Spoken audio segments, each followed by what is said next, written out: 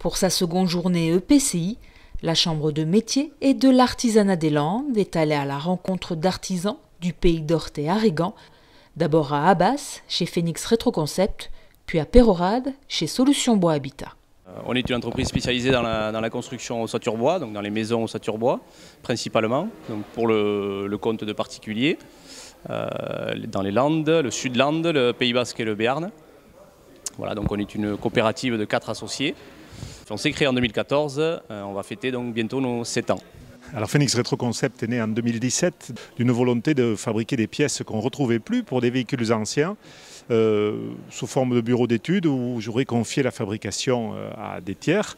Et puis n'ayant pas trouvé, eh bien, on a intégré de plus en plus de fabrication.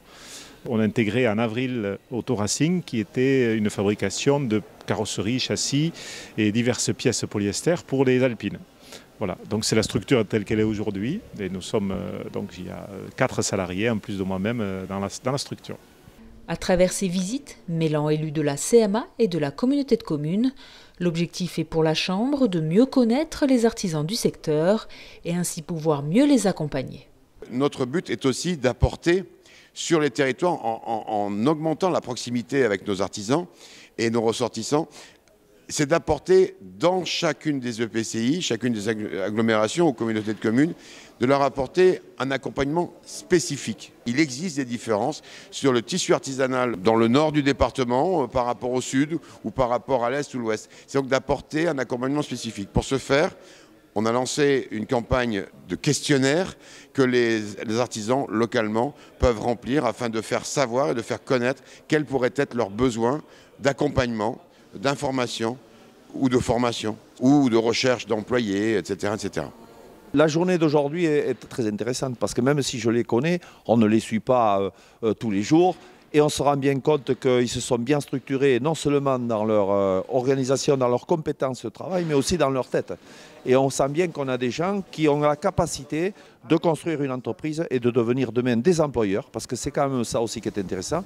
Parce que la petite entreprise, effectivement, parfois elle a 4, 5, 6, 7 salariés, ça paraît anodin, sauf que comme il y a un maillage de petites entreprises et qu'on multiplie ces 5, 6, 7 employés, forcément ça crée un tissu. Et c'est un tissu qualitatif. Pour les artisans également, ces rencontres sont bénéfiques. On met de manière très concrètement finalement quel peut être leur rôle à côté de nous aujourd'hui et au quotidien, parce qu'avec le flux de travail que l'on a au quotidien, on ne se rend pas compte de ce que peuvent nous apporter ces gens-là et comment ils peuvent le faire, quoi. On a toujours tendance à râler après les structures locales, que ce soit le département, la Chambre des métiers, la communauté de communes, en disant ils ne nous connaissent pas et quand on a besoin de quelque chose, on ne trouve personne.